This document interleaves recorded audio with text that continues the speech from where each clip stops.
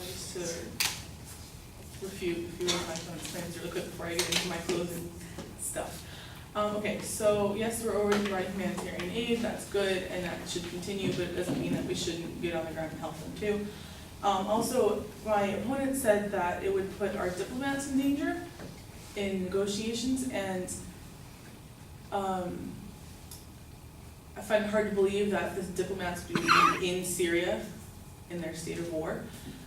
So I don't see how they would be in the immediate danger. And then also compared Syria to Iraq and how going in there could result in the same catastrophe and failure that Iraq was, which it was, there's no denial there, but if anything, Iraq will provide a cautionary tale for the Syrians and for whoever is helping them, hopefully us, rebuild their government. Because if we go in there now, we will have say in what happens, and we can use the things that happened in Iraq as a cautionary tale to make sure that they don't happen again. So now just to kind of conclude the affirmative points. Basically, to stave off disaster the U.S. needs to stave off disaster and play a leadership role in shaping Syria's future.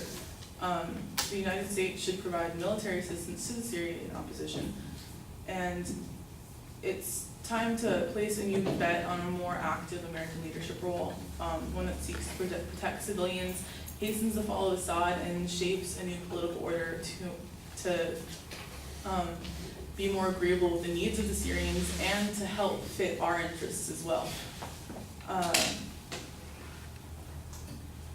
If we remove any threat of military intervention, that will just embolden Assad, and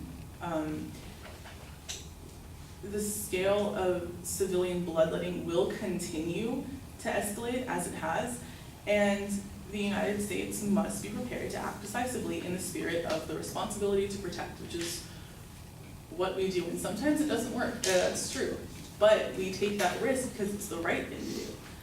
Because letting people die in the name of, or letting people die fighting against their oppressors is horrible. And if we can intervene, yes, people will still die. I'm not saying our intervention will immediately cease all death, but it'll help relieve that.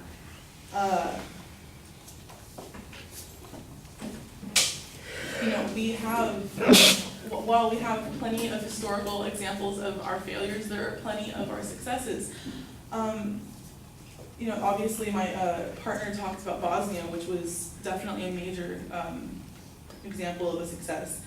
And I think another one, or somewhat, would be when Iraq invaded Kuwait and to annex them, we stepped in and fought on behalf of Kuwait and helped them gain their liberation, and as a result, we have really good relations with Kuwait.